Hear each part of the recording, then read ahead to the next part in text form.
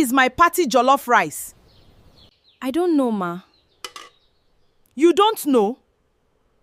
Maybe the steam evaporated it. You ate 5 liters of rice with goat meat in 20 minutes. The seasoning was very balanced, Ma. Thief! I didn't steal it. I finished it. There is a difference. Madam, who gave you food from this table? This table is strictly for immediate family. I am distant family. Distant from where? The estate gate. Who gave you an invitation card? The aroma. It invited me from the main road. Security! Bring the bouncers! Wait, let me just pack protein for the road. Waiter! Please start packing the takeaway packs now. Take away, madam. You are not done. Pack everything on this side. I will eat it as midnight snack when I get home. Nkechi, you are taking takeaway after eating for 3 people? Of course. Do you think I will wake up tomorrow morning and start lighting gas cooker? Waiter, please add extra grilled fish inside the takeaway. My date is paying. What is wrong? Are you okay? My account balance is crying. Drink water, because I am still going to order dessert. And that's just a small taste of what's coming. Empty pots, disgraced ushers, a takeaway order for food she hasn't even finished.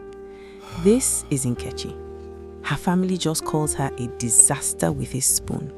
But she wasn't born this way. So let's go back to where it all started. Nkechi grew up in a modest compound, the last of 4 children, in a family that loved food, the normal way. The way that involves waiting for your turn, serving a reasonable portion, and leaving something for the next person.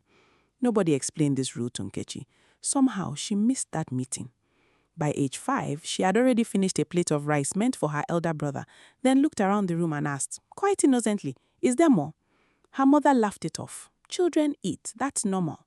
By age 8, she finished an entire pot of stew meant for a family gathering, standing on a stool to reach it, spoon in one hand, the other hand holding the pot steady, like a woman guarding treasure. Her mother stopped laughing. By age 12, the incident that gave her a permanent nickname happened. The family was preparing for a naming ceremony, a small, quiet celebration for a new baby cousin. Nkechi was given one simple instruction: watch the pot of egusi soup while the adults finished setting up outside. She watched it all right. She watched it disappear, spoon by spoon, until the pot was empty, licked clean, and Nkechi was sitting beside it with a satisfied belly and a guilty face asking her mother, "Is there more?" That was the day her mother looked at her, looked at the empty pot, and said the words that would follow Nkechi for the rest of her life. This girl, no leftover for her body. The name stuck. By the time she was a teenager, nobody in the compound called her Nkechi anymore. She was simply no leftover. Neighbors used it as a warning. Mothers used it to threaten their own children. If you don't finish your food quickly, no leftover will come and eat it for you. Now, before you judge her too quickly, understand something. Nkechi is not a bad person. She doesn't steal money. She doesn't gossip to destroy anybody's marriage. She doesn't disrespect elders. Her only crime, and it is a serious one in Lagos terms, is that she cannot see food and behave herself. And unfortunately for her, this small problem has followed her into adulthood, into her relationships, and into her career. Stay with us, because what you are about to see is a masterclass in disaster. And if you're new here, don't forget to subscribe, because after today, you'll want to see what other trouble people like Nkechi get into. Years later, Nkechi's elder brother, Mmeka, was getting married. It was meant to be a proud day for the family, the kind of wedding where the whole street comes out, aunties wear matching asoebi, and the compound gate has to be propped open because of the number of guests expected. 2 days before the wedding, Nkechi's mother handed her money and a long list. Nkechi, take this money, go to the market and buy the rice for the wedding. 50 derika. 50 derika, not 1 derika less. Come back straight home. Do not stop anywhere. Mommy, you can trust me now. Her mother's face said otherwise, but there was no one else to send. Nkechi set off with the money, a large basket, and good intentions. She bought the rice, all 50 derika of it, exactly as instructed. She even bargained well and saved a little money, which she was proud of. On her way back, hunger struck. Not ordinary hunger, the kind that whispers sweet nothings into your ear and convinces you that testing raw rice is a reasonable thing to do. She told herself she would just check if the rice looks like good quality. She opened the bag, took a small handful, and, out of pure habit, put it straight into her mouth. It did not taste like anything, obviously, because it was raw rice, but somehow, in Nkechi's mind, this became a snack. She kept walking, kept dipping her hand into the bag, kept checking the quality until she noticed the bag had become significantly lighter. By the time she reached the compound gate, the bag was half empty. She panicked, standing right there in front of her mother, aunties, and half the wedding planning committee. She delivered the most confident lie of her life. Nkechi said, "Mommy, as I was coming, 3 boys on a motorcycle just snatched the bag from me. I struggled though, I even fell down, but they were too strong. They ran away with almost all of it." The compound went silent. Then one sharp-eyed auntie pointed at Nkechi's mouth.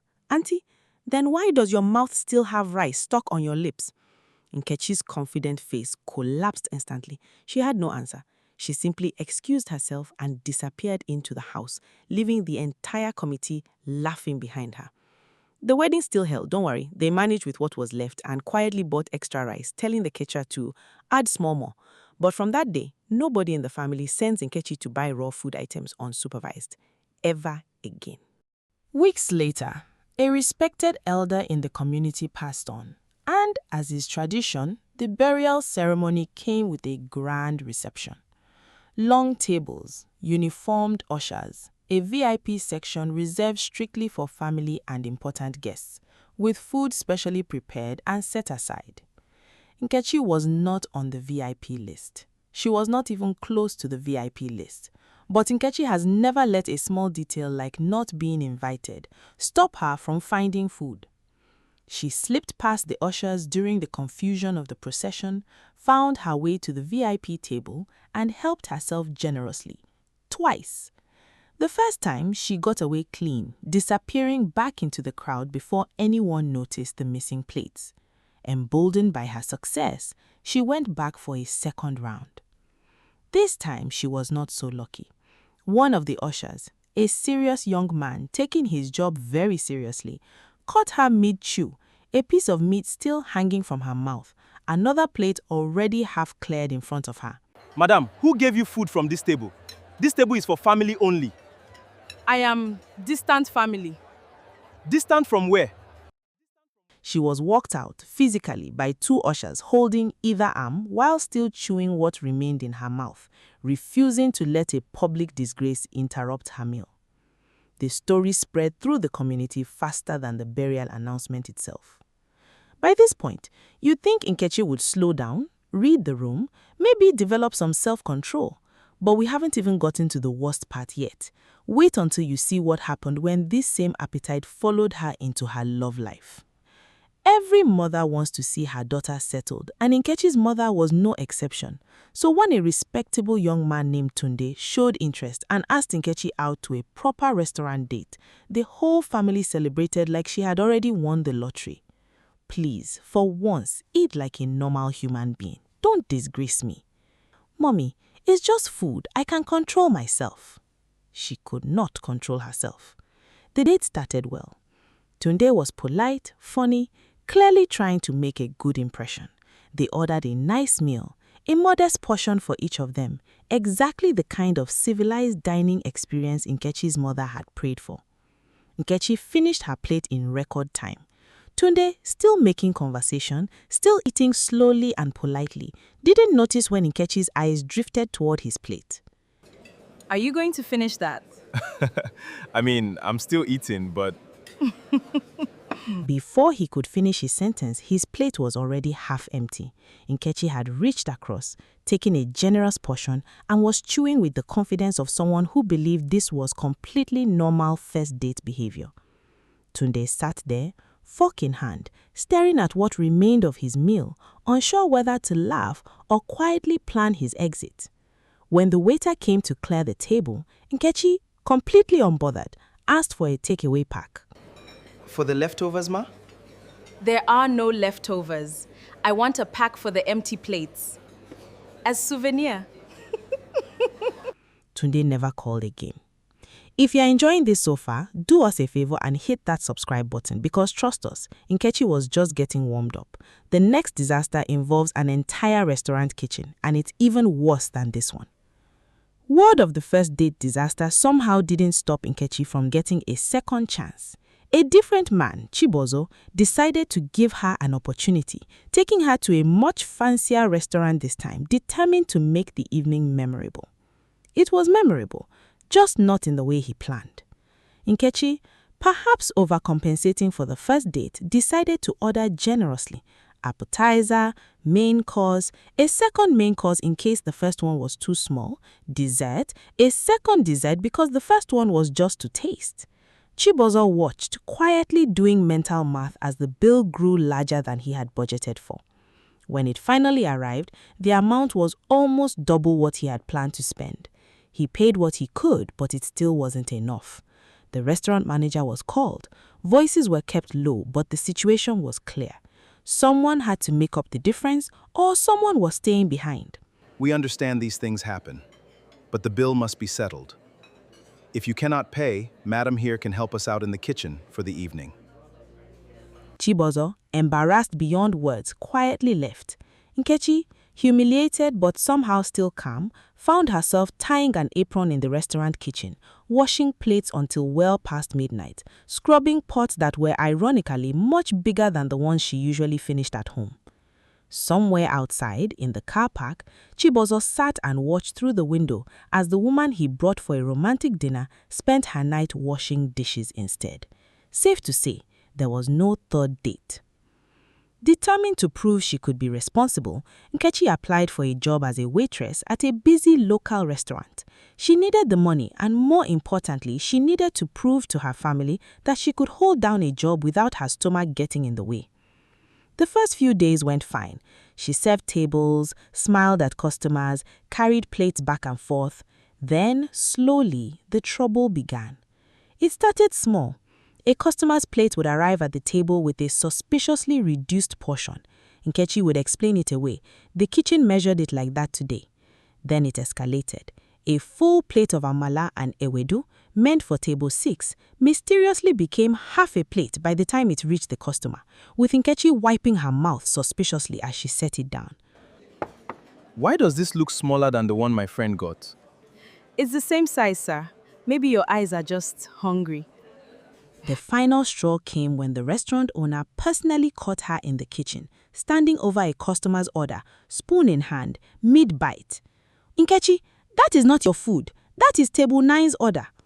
I was only tasting it to make sure it's well seasoned before it goes out. You have tasted 5 different customers' orders today. Nkechi was let go by the end of the week. On her final day, as she packed her small bag to leave, she quietly picked a piece of suya from the counter on her way out, one last taste for the road. Now, we're at the halfway point of Nkechi's story, and if you're still here laughing at her wahala, you already know what to do. Like this video and subscribe to the channel, because this next stretch is where things really start to escalate. Despite everything, Nkechi's auntie, out of pure sympathy, still trusted her with small responsibilities from time to time. So when a big birthday party was being planned for a neighbor's child and extra hands were needed to help supervise the food table before guests arrived, Nkechi's name came up. Nkechi, all you need to do is stand there and make sure nobody touches the food before the party starts. Simple work. Can you do that?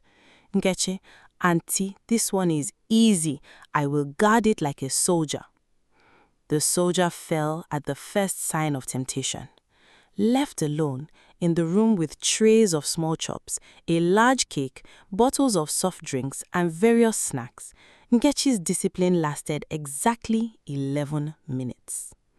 By the time guests started arriving, the small chops tray looked suspiciously light. The decorative border of chin-chin that was meant to frame the cake had vanished entirely. Even the cake itself had a section quietly scooped from the back, hidden from view by strategically placed decoration. Nkechi, where is the chin-chin? I don't know. Maybe it fell. Nkechi, fell into your mouth? The party still went ahead. Guests none the wiser, but the family had to quickly send someone to buy more snacks before anyone noticed the shortage. Nkechi was never given supervisor duties again. If there was ever a place where Nkechi should have exercised restraint, it was church. Her family hoped that at least in the house of God, she would behave. During the annual Harvest Thanksgiving service, long tables of food were arranged at the back of the church hall, trays upon trays prepared by different families as offerings meant to be shared with the entire congregation after the closing prayer. Nkechi was asked to help arrange the trays before the service began. While arranging them, she began what she would later describe as praying over the food. Nkechi hands over a tray, eyes closed. Lord, bless this food. A spoon quietly enters the tray. In Jesus' name, Amen. By the time the actual pastor stood up to say the official closing prayer and grace over the food, 3 entire trays had already been mysteriously emptied. When the congregation lined up to be served, there simply wasn't enough to go around for everyone. The head of the welfare committee investigated, and it didn't take long before witnesses came forward, describing a woman who had spent suspiciously long minutes alone with the food trees, praying over them. Nkechi was politely but firmly asked not to volunteer for food duties at church again. She took it in stride, as she told her mother afterward, "At least I prayed before I ate. That has to count for something." Eventually, even Nkechi began to realize that her relationship with food was becoming a problem. After yet another embarrassing incident, this time at a cousin's engagement, where she was quietly asked to please sit somewhere far from the food table, she decided enough was enough. She would start a diet. She announced it to the whole family with the seriousness of a person taking a life vow. "From today, I am starting a new life. No more overeating. I will be disciplined. Watch and see." For the first hour, she drank only water and looked visibly proud of herself. By the second hour, she was pacing around the compound, unusually irritable, snapping at anyone who mentioned food. By the third hour, she had convinced herself that small snack didn't count as breaking a diet and finished half a loaf of bread just to manage. By the fourth hour, her diet met its final, spectacular end. A neighbor had left a pot of beans simmering behind the generator house, waiting for it to cool before serving. The neighbor, drawn by the smell like a moth to a flame, found herself crouched behind the generator, spoon in hand, eating directly from the pot when the neighbor returned to check on it. "Nkechi, is that my beans?" Nkechi, guilty, spoon still in mouth. "I was just testing if it's ready." Her diet officially lasted 4 hours and 12 minutes. It remains, to this day, the shortest diet attempt in the history of the compound. Determined to redeem herself after the diet failure, Nkechi offered to help her auntie cook for an upcoming party. Her auntie, cautiously optimistic, agreed, but laid down strict ground rules. "Nkechi, you will help me chop vegetables, wash pots, arrange plates. You will not, I repeat, will not be near the soup pot unsupervised. Am I clear?" "Nkechi, auntie, I have grown past that stage." She had not grown past that stage. The moment her auntie stepped out to run a quick errand at the market, Nkechi found herself standing before a large pot of ogbono soup, simmering, smelling like heaven itself. She told herself she would only stir it to prevent it from burning. Stirring somehow led to tasting. Tasting led to more tasting. By the time her auntie returned, the soup pot was noticeably lighter, and Nkechi was sweating, not from the kitchen heat, but from guilt. "Nkechi, where is my soup?" "It reduced. Soup does that when you cook it for a long time. Evaporation." "Evaporation does not smell like pepper on your breath." The party still went ahead, though the soup portions were noticeably smaller than planned, and several guests were quietly served extra rice to compensate. Nkechi was once invited, as an ordinary guest this time, to a neighbor's child's birthday party. No responsibilities, no supervision. Just come, celebrate, and enjoy yourself like every other guest. This should have been simple. It was not. The party had a beautifully decorated table, a large birthday cake shaped like a cartoon character, trays of small chops, bowls of jollof rice, and soft drinks for the children. Nkechi, seated among the adults, found herself unable to resist the pull of the snack table. She started with small chops, reasonable, then moved to a plate of rice, still reasonable. Then somewhere between conversations, she found herself repeatedly returning to the cake table, slicing small pieces that grew larger and larger with each visit until a significant portion of the cake meant for the children had disappeared before the birthday song was even sung. When it was finally time to cut the cake officially, the birthday boy stood in front of his half-eaten cake, confused, then devastated. Birthday boy, near tears. "Where is my cake? It's smaller than in the pictures." The mother, scrambling to salvage the moment, quickly rearranged the remaining cake to look fuller for photos, shooting Nkechi a look that could curdle milk. Nkechi, small chop still in hand, avoided eye contact and suddenly became very interested in her phone. We're getting close to the big one now, the story that changed everything for Nkechi. But before we get there, if you haven't already, subscribe to the channel because the ending of this story is one you don't want to miss. Word of Nkechi's unusual appetite eventually reached a local event organizer who ran small community competitions for entertainment. Someone jokingly suggested Nkechi should enter a food-eating competition since she was already a professional at finishing large amounts of food quickly. Nkechi, seeing an opportunity to finally turn her lifelong habit into actual money, signed up eagerly. Finally, a competition where my talent is appreciated. The competition began well. Nkechi was ahead of every other contestant by a wide margin, finishing plate after plate at a speed that left the crowd stunned and slightly concerned for her well-being. She was, without a question, winning. Then, the organizers noticed something suspicious. Nkechi was finishing her plate so fast, so effortlessly, that they began to suspect she wasn't actually chewing properly, or worse, that she had found some way to cheat the system. Organizer, wait, slow down. Are you even swallowing properly? This looks unnatural. This is just my normal eating speed. Organizer, nobody eats at this speed naturally. We are disqualifying you until we can verify this is fair. Nkechi was pulled aside, questioned, and ultimately disqualified, not for actually cheating, but because her natural eating ability was so extreme that the organizers genuinely couldn't believe it was real.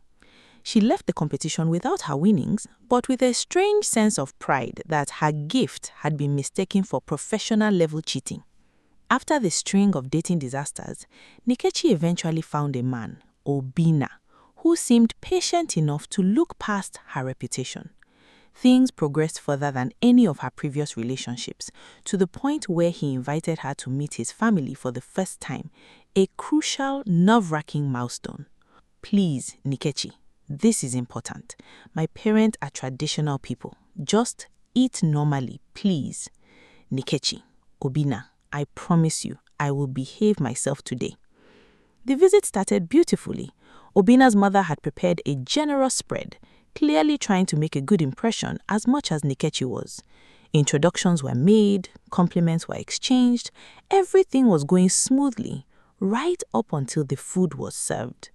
Nkechi finished her plate quickly, which alone might have been forgivable, but then, in a moment that would haunt Obinna for years, she reached for a second helping without being offered one, then a third, and eventually, without any hesitation whatsoever, reached for the plate set aside specifically for Obinna's father, the head of the household, the man whose approval mattered most. Obinna's father, stunned, watching his plate disappear. "Is she eating my food?" Obinna nearly fainted where he sat. His mother's polite smile froze completely. The visit that was supposed to secure a blessing for their relationship ended in awkward silence, followed by a quiet, tension-filled goodbye at the door. Obinna, understandably, needed some time to think after that visit. Nkechi, on the other hand, genuinely couldn't understand what the big deal was. The food was just sitting there, she told her mother later. It would have gone cold. In one final, smaller disaster before the big finale, Nkechi's mother once gave her money to buy suya for herself and a group of friends who are visiting. Simple task, clear instructions, a short walk to the suya spot and back. Mother, Nkechi, this money is for 6 people. Buy exactly 6 wraps and come back straight. Nkechi, no wahala, mommy. She bought exactly 6 wraps as instructed. On the walk back, the smell of freshly grilled suya proved too tempting to ignore. She told herself she would eat just small from each wrap, evenly, so nobody would notice the difference. By the time she arrived home, 4 wraps remained, unevenly portioned, clearly missing significant chunks. Mother, Nkechi, I said 6 wraps for 6 people. Where are the rest? Nkechi, the suya man packed less than I paid for. I even complained to him. Mother, then why is there pepper on your teeth? Nkechi had no answer again, and the friends visiting that day had to share what remained. 4 unevenly beaten wraps among 6 people, while quietly side-eyeing their host's daughter. By this point, the family had had enough. A small, informal meeting was called. Not quite a full family intervention, but close enough, where Nkechi's mother, aunties, and even a concerned uncle sat her down for a serious talk. Nkechi, we love you, but you have disgraced this family more times than we can count. The wedding rice, the burial food, the dates, the job, even suya money, Nkechi. Suya money? My daughter, this thing is beyond normal hunger. You need to learn discipline. Nkechi, for the first time, appeared genuinely remorseful. She sat quietly, listening, nodding along as each incident was listed out loud, like a court reading out a long list of charges. Nkechi, quietly, I know I have a problem. I want to change. I really do. Auntie, everybody in this compound has had those words before, Nkechi. Nkechi, this time is different, I promise you. Give me one chance to prove it. The family, tired but still hopeful, agreed to give Nkechi one final chance to prove that she could change, a chance that would arrive sooner than anyone expected. And that final chance is exactly where we started this story. The community cooking competition, the big money prize, and Nkechi's one opportunity to prove once and for all that she could control herself. Let's go back to that kitchen and see exactly how it all went down. The community cooking competition was the biggest event the neighborhood had seen in years. A large cash prize was on offer for the team that prepared the best full-course meal, and Nkechi's family, seeing an opportunity for her to finally redeem herself and maybe win some money in the process, signed her up as part of their team. Nkechi, for once in your life, do not eat the food. This is not a request. This is your last chance. Mommy, I promise, I will not touch a single grain of rice that is not mine. For the first time in recorded family history, Nkechi kept her word, at least at the start. She helped chop vegetables, stir pots, arrange trays, all without a single incident. She kept her hands clasped behind her back whenever she walked past a finished dish, muttering little reminders to herself under her breath, whispering, "Behave, behave, this is not your food."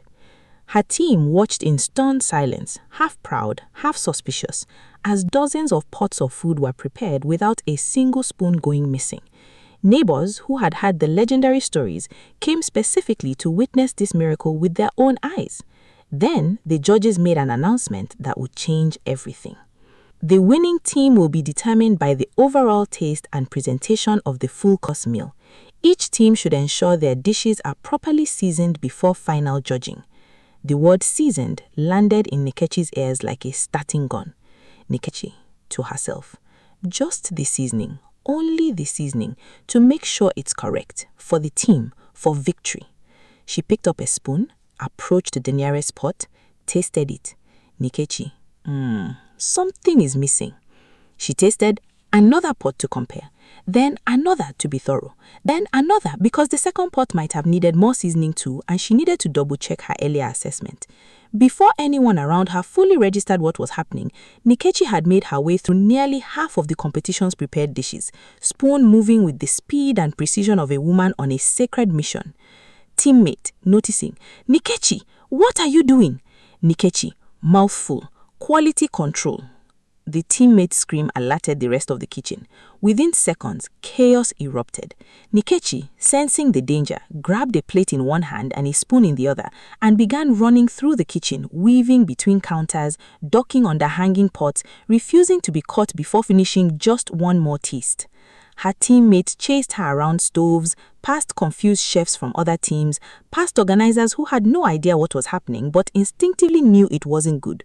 Pots clattered, someone slipped on spilled soup, a tray of small chops went flying into the air and rained down across the kitchen floor. Eventually, cornered near the back of the kitchen with nowhere else left to run, Nkechi made her final stand. Rather than surrender gracefully, she sat down directly on the floor, pulled the largest remaining pot between her legs, and continued eating with the calm determination of someone who had already accepted her fate and decided to enjoy her final moments. By the time the organizers reached her, she was sitting there, surrounded by empty pots, spoons still moving, a satisfied, almost peaceful expression on her face. Organizer, exhausted, staring at the scene. Nkechi, you have eaten almost the entire competition's food? Everyone expected tears, apologies, maybe even a dramatic breakdown. Instead, Nkechi looked up at the empty pots surrounding her, wiped her mouth with the back of her hand, and delivered a line that would be repeated in the community for years to come. Honestly, I don't know what happened. I only wanted to taste it. The entire hall erupted into laughter. Even her own mother, who moments earlier looked ready to disown her publicly, couldn't hold back a laugh at the absurdity of the situation. Just as the organizers were preparing to disqualify Nkechi's team and declare a winner from the remaining dishes, something unexpected happened. Nkechi, still sitting on the floor amid the wreckage of her feast, suddenly frowned. Wait, something is wrong with this one. She held up a spoon from a dish that clearly belonged to a rival team, her face twisted in genuine concern rather than her usual guilty satisfaction. This one does not taste right. It tastes off, like the meat inside is not fresh. At first, nobody took her seriously. After all, this was the same woman who had just eaten half the competition's food without permission. But one of the judges, curious, decided to investigate the dish she was pointing at. Upon closer inspection, it became clear that the ingredients used were indeed questionable. Not fresh, possibly held onto for far too long before being disguised with heavy seasoning to mask the smell. It turned out that the rival team, desperate to cut costs and still deliver a large quantity of food, had used ingredients well past their best condition, hoping nobody would notice under the heavy spices. Judge, examining the dish. She is right, this is not properly fresh. Where did this meat come from?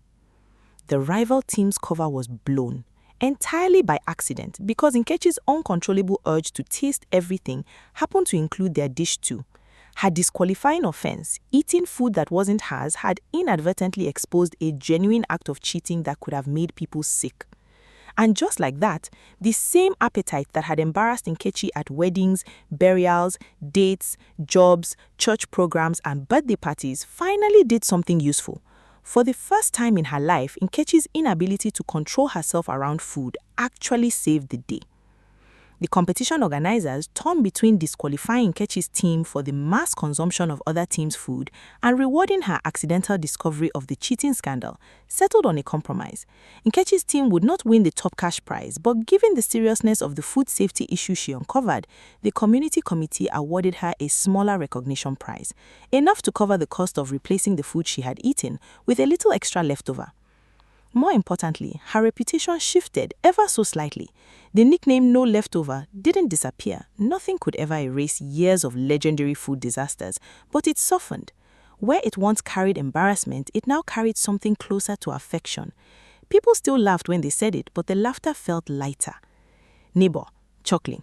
This No Leftover Sha. At least this time her mouth did something good for once. Even Nkechi's mother, who had spent years apologizing on her daughter's behalf, found herself for the first time telling the story with a hint of pride rather than pure embarrassment. Weeks later, life had settled back into its normal rhythm. Nkechi's mother sat in the compound, hosting a small gathering of visitors, proudly recounting the story of the competition to anyone willing to listen. My daughter has finally changed. She has learned discipline. She is a completely new person now. The visitors nodded politely, clapping in agreement, genuinely impressed by this apparent transformation. Nkechi sat beside her mother, smiling modestly, playing the part of the reformed daughter perfectly. Then quietly, almost absent-mindedly, she leaned toward her mother and whispered a simple question. Nkechi, whispering, "Mommy, what are they cooking in the next compound? That smell is very sweet, oh." Her mother's smile froze instantly. Mother slowly turning to look at her. Nkechi.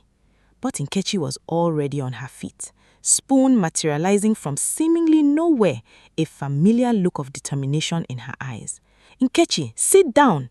Nkechi! She was already gone, disappearing through the compound gate at a speed nobody knew she possessed, leaving her mother standing there, torn between laughter and despair, while the visitors burst into uncontrollable laughter at the scene they had just witnessed. And that right there is Nkechi for you. No leftover by name, no leftover by nature, and no amount of competitions, disgrace, or family interventions will ever fully change that. Some people are simply born this way, and honestly, watching her live her truth so unapologetically might just be the funniest thing you'll see all week. If you laughed even once during this story, do us a favor. Smash that like button, subscribe to the channel if you are new here, and drop a comment telling us which of Nkechi's disasters was your favorite. We have many more stories just like this one coming your way. Until next time, take care of yourselves and maybe keep an eye on your food.